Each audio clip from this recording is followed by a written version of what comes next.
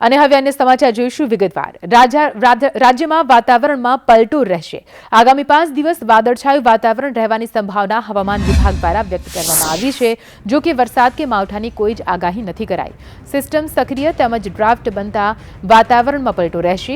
Cyclonic સિસ્ટમની કોઈ જ અસર નહીં વર્તાય।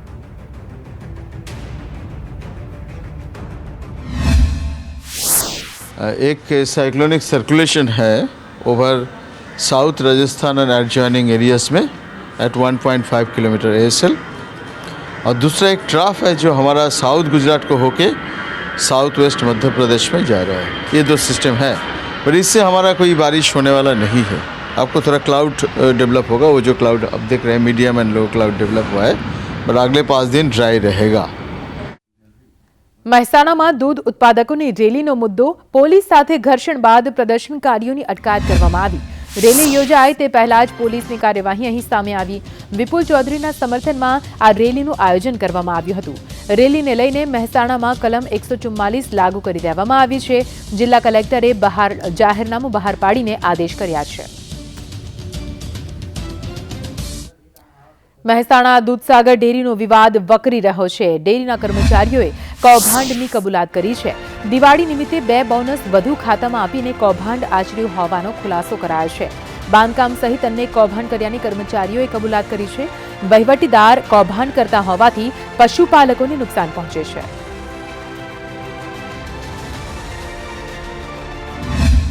કર્મચારીઓ છે ભ્રષ્ટાચાર થયાનું માની રહ્યા છે।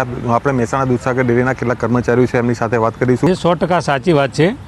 એ ટોટલી કૌભાંડ જ છે, અને આ કૌભાંડ સહયોગની અમારી કર્મચારીની જે શાખા હતી એની જનરલ સાધારણ સભાની અંદર શ્રી મોગજીભાઈ સાહેબ, શ્રી બેચરભાઈ સાહેબ, MD સાહેબ આ બધાએ જાહેર જ કરેલું કે તમે વિપુલભાઈ ફસાઈ ગયેલા છે તો એમને મદદ કરો, તો આપને કોઈ ઘરનું હાલવાનું નથી। પણ અમે સાગરદાન કૌભાંડમાં શું કર્યું પછી એમને અમારો પગાર ઓગસ્ટ મહિનાની અંદર અધ વચ્ચે એઓને ડિપોઝિટ કર્યો દરેક કર્મચારીને, અને એ પછી એમને બ્લેન્ક ચેક લીધા અને ચેક લખીને આપવાના કીધા, એટલે પછી કર્મચારીઓએ ચેક આપી દીધા એમને। બરાબર, સેલરી અને બોનસ આપીને પરત લેવામાં આવે છે। આપણી સાથે બીજા અન્ય છે, એમની સાથે વાત કરીશું। કાકા, કયા પ્રકારનું ખાસ કૌભાંડ છે આપની દ્રષ્ટિએ? સાગરદાનનો જે કમ્પાઉન્ડ છે એ ભરવા માટે કર્મચારીના દરેકને 2 પગાર આપી અને પાછા લીધા। એ સિવાય આપ અન્ય કૌભાંડ પર જણાવી રહ્યા હતા, શું કૌભાંડો છે અન્ય? એ સિવાય તો ઘણા બધા છે। અટકાયત થઈને અને જે આ બોનસ દ્વારા જે કૌભાંડ કર્યું ને, એ ઇન્ડિયામાં પહેલું એવું કૌભાંડ છે કે જે કોઈ પણ સંસ્થા નુકસાનમાં જતી હોય, આપણે જે 6000 કરોડનો વહીવટ ચાલે છે, તાણી 15 કરોડ રૂપિયા નફો કર્યો। સામે પક્ષે આપણે બનાસ ડેરી 12000 કરોડમાં 1200 રૂપિયા નફો કર્યો। હવે જો 15 કરોડ રૂપિયા જ નફો થતો હોય અને એવી સંસ્થા બોનસ તરીકે પગાર આટલા બધા આપી શકે નહીં, પણ એ કાંઈક જાણીબૂજી અને પૈસા પરત લેવા માટેનું જે કૌભાંડ કર્યું, સાગરદાનના પૈસા ભરવા માટે કર્યું, એના માટે વધારાના પગારો હાલી અને બાકીના પૈસા પાછા લીધા। આ ભ્રષ્ટાચાર, પાકો ભ્રષ્ટાચાર, સોચી સમજી ચાલવાળો ભ્રષ્ટાચાર। અને આવો મેં કીધું કે ભારતની કોઈ પણ સંસ્થામાં આટલું બોનસ નહીં હોય। આ તો બોનસ આપ્યું, એના છે કુલ ટોટલી અમારા બોનસ 28% બોનસ થાય, એટલે 28% બોનસ કદી ના આવે। જે સંસ્થા ખોટ કરી રહી હોય તો બોનસ 28% આપવાની ક્યાં જરૂરિયાત લાગે? જે વાઇસ ચેરમેન સહિત MDની સંડોવણી હોવાનું હાલ ખુદ જે કર્મચારીઓ છે જણાવી રહ્યા છે, ત્યારે આવનારા સમયમાં અન્ય કૌભાંડો પણ સામે આવે તેવી શક્યતાઓ સેવાઈ રહી છે। મનીષ વર્મા સાથે મુકેશ જોશી, સંદેશ ન્યૂઝ, મહેસાણા। અગત્યના સમાચાર સામે આવી રહ્યા છે। ગત 24 કલાકમાં ગુજરાતમાં 1120 કોરોનાના નવા કેસ નોંધાયા છે। રાજ્યમાં સાજા થવાનો દર પણ સતત વધી રહ્યો છે। આજે 1389 દર્દી સ્વસ્થ થઈ પોતાના ઘરે પરત ફર્યા છે। 24 કલાકમાં ગુજરાતમાં 11 વ્યક્તિઓના કોરોનાના કારણે મોત નિપજ્યા છે। કુલ કેસોનો આંક 2,28,803 પર પહોંચ્યો છે। પરંતુ સારા સમાચાર એ પણ છે કે સાજા થવાનો જે દર છે તે પણ દિવસે ને દિવસે વધી રહ્યો છે। અત્યાર સુધી 2,11,600 થી વધારે જેટલા દર્દી સાજા થઈ ચૂક્યા છે। કુલ કેસોનો આંક 2.28 લાખને પાર પહોંચ્યો છે। ગુજરાતમાં કોરોનાના કેસમાં મોટો ઘટાડો નોંધાયો છે. ગત દિવસોમાં અને તહેવારો બાદ જે આંકડો 1500 ને પાર પહોંચ્યો હતો તે હવે ધીમે ધીમે ઘટી રહ્યો છે અને તે ગુજરાત માટે એક સારા સમાચાર કહી શકાય ને એક સંકેત કહી શકાય કે ગુજરાતમાં જે પણ નિયમો લાદવામાં આવ્યા છે તે નિયમોનો અત્યારે ક્યાંક ફાયદો થઈ રહ્યો છે અને કોરોના સંક્રમણ છે તે ધીમે ધીમે ઘટી રહ્યું છે. સુરતની વાત કરવામાં આવે, સુરતમાં 24 કલાકમાં 175 નવા કેસીસ નોંધાયા છે. આ તરફ અમદાવાદમાં પણ જે કોરોનાના કેસીસ છે તે ધીમે ધીમે ઘટી રહ્યા છે. આગળ વાત કરીએ, કૃષિ બિલના વિરોધમાં એક વિડીયો વાયરલ થયો છે જેમાં ઓસ્ટ્રેલિયામાં રહેતા ગુજરાતીઓ આ બિલનો વિરોધ કરી રહ્યા છે. ઓસ્ટ્રેલિયાથી કેટલાક યુવાનોએ વિડીયોના માધ્યમથી ગુજરાતના ખેડૂતોને દિલ્હી પહોંચવા માટે હાકલ કરી છે. કે આપ બધા દિલ્હીમાં આ એક આંદોલનને વધુમાં વધુ વેગ આપો. તમે પોતે દિલ્હી પહોંચો. દિલ્હી તમારી તમામ જાતની સગવડ થઈ ચૂકી છે, રહેવાની અને જમવાની તમામ સગવડ થઈ ચૂકી છે. માટે આ આંદોલનને વધુમાં વધુ વેગ મળે એવું અમારું વિદેશથી ઓસ્ટ્રેલિયાની ધરતી પરથી સૂચન છે. બનાસકાંઠાના ડીસામાં કૃષિ કાયદાનો વિરોધ કરવામાં આવ્યો છે.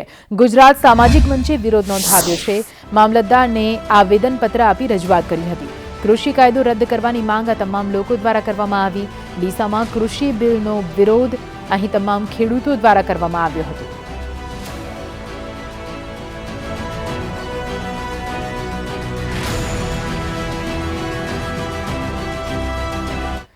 વડાપ્રધાન નરેન્દ્ર મોદી 15મી ડિસેમ્બરે ધોરડોમાં કચ્છની સરહદ ડેરીના નવા ડેરી પ્લાન્ટના શિલાન્યાસ કરવાના છે.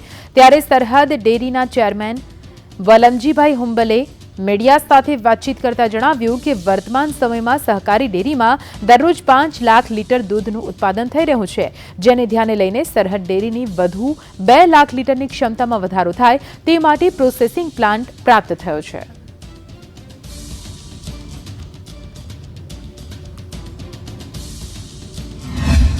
અમારી બધી પ્રોસેસો થઈ ગઈ છે કાયદેસરની. જમીન બિનખેતી થઈ ગઈ, ટેન્ડરિંગ બધું થઈ ગયું.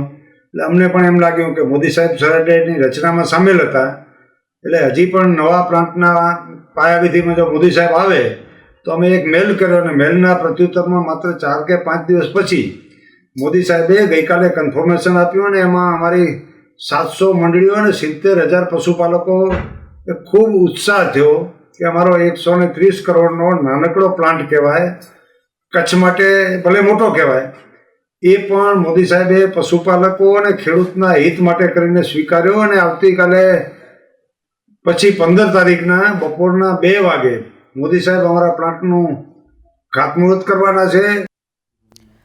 ખેડૂતોની મુશ્કેલીઓ જાણે ઓછી થવાનું નામ જ નથી લેતી. પહેલા માવઠું અને હવે શાકભાજીના ઘટતા ભાવ. ખેડૂત હવે પોતાનો પાક મફતમાં વેચવા માટે તૈયાર થઈ ગયો છે. તમે એ કવિતા તો સાંભળી હશે કે આપી દો રીંગણ 2, અરે લઈ જાઓ ને 2-4. પરંતુ અહીંયા તો ઘાટ કંઈક અલગ જ સર્જાયો છે. ખેડૂત કહી રહ્યો છે કે 1-2 નહીં, બધા રીંગણ મફતમાં લઈ જાઓ. અમે વાત કરી રહ્યા છીએ વડોદરાના મહાપુરાના લાચાર બનેલા ખેડૂતની. સંજયભાઈએ એવી આશાએ પોતાના ખેતરની 2.5 વીઘા જમીનમાં રીંગણની વાવણી કરી કે સારો પાક થાય અને યોગ્ય ભાવ મળે. પરંતુ એમની આશાઓ પર પાણી ફરી વળ્યું. બજારમાં રીંગણનો હોલસેલ ભાવ 2 રૂપિયા કિલો થઈ જતા સંજયભાઈએ 1000 કિલો રીંગણ વડોદરાના રેસકોર્સ વિસ્તારમાં મફતમાં વહેંચી દીધા.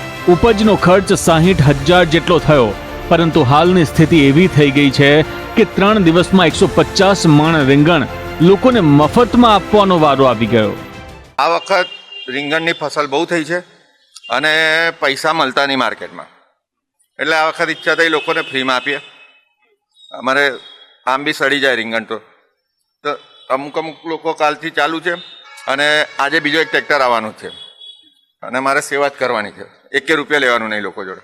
આજે આવી જાય એના પછી 200 મણ હજુ પડ્યા છે ઝાડમાં, પણ તોડવાના માણસ પૈસા વધારે લે એટલે એ લઈ જાઓ, લોકોને મફત આપો, અમે વેચી દઈએ મફત. તો અલગ અલગ છે, 5 રૂપિયા છે, કોઈ 20 રૂપિયા લે છે, જેવો માહોલ. અલકાપુરીના 20 રૂપિયા છે. એક તરફ સરકારના કૃષિ બિલ સામે ખેડૂતો દિલ્હીમાં ધરણા નાખીને બેઠા છે, તો બીજી બાજુ શાકભાજીના ઘટતા ભાવ ખેડૂતોની મુશ્કેલીમાં બમણો વધારો કરી રહ્યા છે. કૃણાલ શર્મા, સંદેશ ન્યૂઝ, વડોદરા. રાજ્યમાં પડેલા કમોસમી વરસાદને કારણે અનેક વરસાદે ખેડૂતોને રડાવ્યા છે. આ તરફ મધ્ય ગુજરાતમાં ખેડૂતોને પણ માવઠાનો માર સહન કરવાનો વારો આવ્યો છે. આણંદના નાવલી પંથકમાં કોબી અને ફ્લાવરના પાકને ભારે નુકસાન પહોંચ્યું છે. ત્યારે ખેડૂતોએ પાક નુકસાનીનો સર્વે કરી ખેડૂતોને વળતર આપવાની માંગ કરી છે. શિયાળામાં એકાએક માવઠું થતાં ખેડૂતોને લાખોનું નુકસાન જવા પામ્યું છે.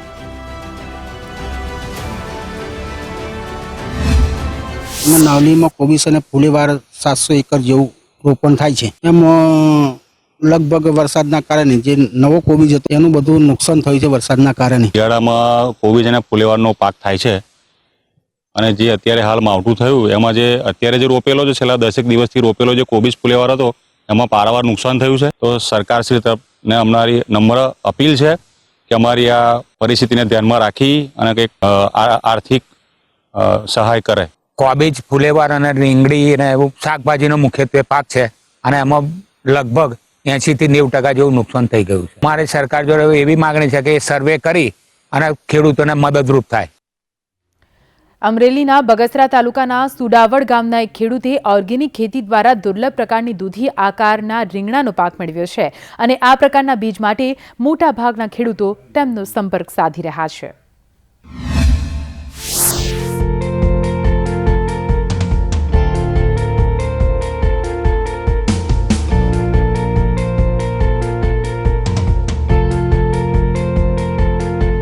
ખેતરમાં લહેરાતા આજે દૂધી આકારના રીંગણા આપ જોઈ રહ્યા છો તે ઓર્ગેનિક ખેતીની ઉપજ છે. બગસરાના સુડાવડ ગામના પ્રવીણભાઈ આસુદરિયાએ છેલ્લા 5 વર્ષથી ગાય આધારિત ખેતી કરે છે. ત્યારે રીંગણાના જુદા જુદા વાવેલા 3 છોડમાંથી કુદરતી રીતે આ જુદા જ પ્રકારના દૂધી આકારના રીંગણા ઉગી નીકળ્યા છે. પ્રવીણભાઈએ આ જુદા પ્રકારના ઉગેલા રીંગણાના નમૂના જૂનાગઢ નર્સરી ખાતે મોકલ્યા હતા. ત્યાંથી તેમને એવું માર્ગદર્શન મળ્યું કે આ કુદરતી કરામત રૂપી છોડ છે અને તેના બીજ સાચવી આવો વધુને વધુ પાક લેવો જોઈએ. આ અમારા ધ્યાને આવ્યા પછી અને ફોટા અને વિડીયો અમે જૂનાગઢ અને નવસારી યુનિવર્સિટીના અધિકારીઓના ધ્યાને મૂક્યો, જેમનું કહેવું છે કે આ એક કુદરતી રીતે મળેલી ભેટ છે જેના બીજ તમે સાચવજો અને પકવજો. તો સુડાવડના પ્રવીણભાઈએ તેમના રીંગણાનો વિડીયો સોશિયલ મીડિયા પર મૂકતા રોજના તેમને 70 જેટલા ફોન આવે છે અને લોકો રીંગણાને જોવા માટે પણ આવે છે. તો પ્રગતિશીલ ખેડૂત પ્રવીણભાઈ મરચા, શાકભાજી ઉપરાંત ચીકુ, સીતાફળ, લીંબુ જેવા ફળનું વાવેતર પણ ઓર્ગેનિક ખેતી દ્વારા કરે છે અને તેનો તેમને ઘણો ફાયદો પણ થઈ રહ્યો છે. કિરીટ જીવાણી, સંદેશ ન્યૂઝ, અમરેલી. ગુજરાતમાં કોવિડ દર્દીના ઘરની બહાર નહીં લગાવી શકાય સ્ટીકર. રાજ્યના આરોગ્ય વિભાગે આદેશ કર્યા છે. આ મહત્વના સમાચાર સામે આવી રહ્યા છે. કેન્દ્ર સરકારના આદેશ બાદ ગુજરાત સરકાર દ્વારા આ નિર્ણય લેવામાં આવ્યો છે. હવેથી કોવિડ પોઝિટિવ વ્યક્તિના ઘર બહાર પોસ્ટર નહીં લગાવી શકાય. રાજ્યના આરોગ્ય વિભાગે આ આદેશ બહાર પાડ્યો છે. કેન્દ્ર સરકાર દ્વારા આદેશના પગલે રાજ્ય સરકારે આ નિર્ણય લીધો છે.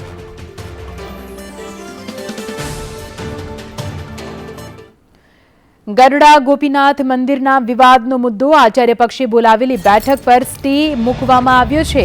જોઈન્ટ કમિશનરે બેઠક પર સ્ટે આપ્યો છે. દેવ પક્ષે બોલાવેલી બેઠકને મંજૂરી આપી દેવાઈ છે. વધુ સુનાવણી 8મી જાન્યુઆરીએ કરાશે.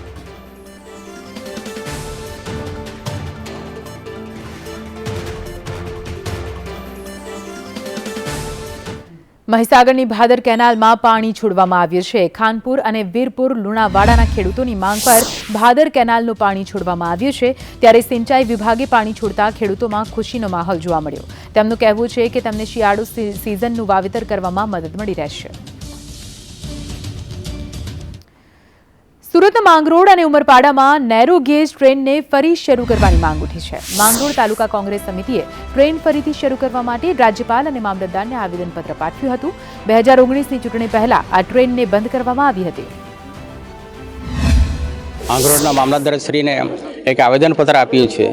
જે માંગરોળથી કોસંબાથી ઉમરપાડા સુધીની જે અંગ્રેજોના સમયે ટ્રેન ચાલતી હતી એ ટ્રેન આ ભારતીય જનતા પાર્ટીની સરકાર આવી ત્યારથી એમણે બંધ કરી દેવામાં આવી છે. આજે એક કોસંબા ઉમરપાડા જે ટ્રેન ચાલે છે એ લોકોની જીવાદોરી છે, એને ફરી ચાલુ કરવી જોઈએ. આજે જે અમે આવેદનપત્ર આપ્યું છે રાજ્યપાલશ્રીને સંબોધીને કે અંગ્રેજોના વખતની અંદર અહીંયા જે નાની રેલવે ચાલતી હતી નેરો ગેજ, એ નેરો ગેજ ફરી પાછી ચાલુ કરે એના માટે અમારી માંગ છે.